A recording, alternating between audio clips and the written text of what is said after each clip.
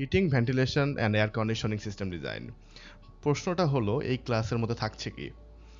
তো আমি যদি একদম নাটশেলে নিয়ে আসি, এই ক্লাসের শুরুর দিকে আমরা এইচভ্যাকের একদম বেসিক এবং ফান্ডামেন্টাল জিনিসপত্র নিয়ে কথাবার্তা বলি। আপনারা সবাই ডিফারেন্ট ব্যাকগ্রাউন্ডের বিলং করেন, সবার এক্সপিরিয়েন্স একই ইন্ডাস্ট্রিতে না, একই জায়গায় না। তো সেজন্য প্রথমে আমাদেরকে যেটা করতে হয়, এইচভ্যাকের বেসিকগুলো একদম ক্লিয়ার করে নিতে হয়। বেসিকগুলো ক্লিয়ার করার পরে আমরা চলে যাই এইচভ্যাকের বিভিন্ন যে ইকুইপমেন্ট এবং সিস্টেমগুলো আমরা ইউজ করি, for instance VRF system, hydronic base system, unitary system, RTU system, এই যে বিভিন্ন সিস্টেম আমরা সচরাচর দেখি, এগুলোর সাথে আপনাদের একটা ভালো রকম ইন্ট্রোডাকশন হওয়া। এই ইন্ট্রোডাকশন পার্টটুকু অ্যারাউন্ড 3 থেকে 4টা ক্লাস, কোনো ক্ষেত্রে 5টা ক্লাসের দরকার হয়। তো এই 5টা ক্লাসের পরে আমরা চলে যাই হলো ডিজাইন অংশে। ডিজাইন অংশটা মেইন ফোকাস থাকে 3টা জায়গায়।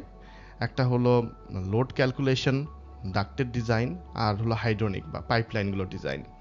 তো এই ডিজাইনগুলো আমরা প্রথমে শেখার চেষ্টা করি যে কীভাবে এটা ম্যানুয়ালি করতে হয়। ম্যানুয়ালি অবভিয়াসলি আপনি রিয়েল লাইফে করবেন না, রিয়েল লাইফে আপনি সফটওয়্যার ইউজ করে করবেন।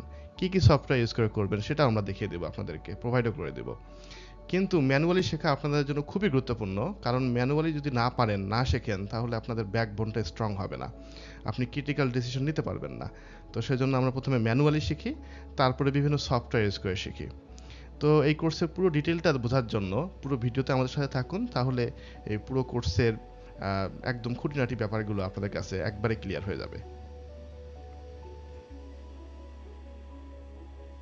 শুরুতে আমরা যেটা চাই সেটা হলো এইচভ্যাক সিস্টেমের সাথে আপনার খুব ভালো একটা ইন্ট্রোডাকশন।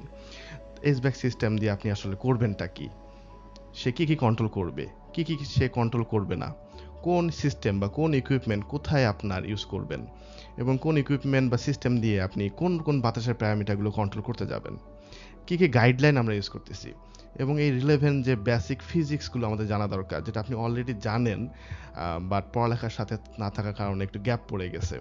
তো এই জিনিসগুলো আমরা প্রথম 1-2টা ক্লাসের মধ্যে একদম ক্লিয়ার হয়ে নেই।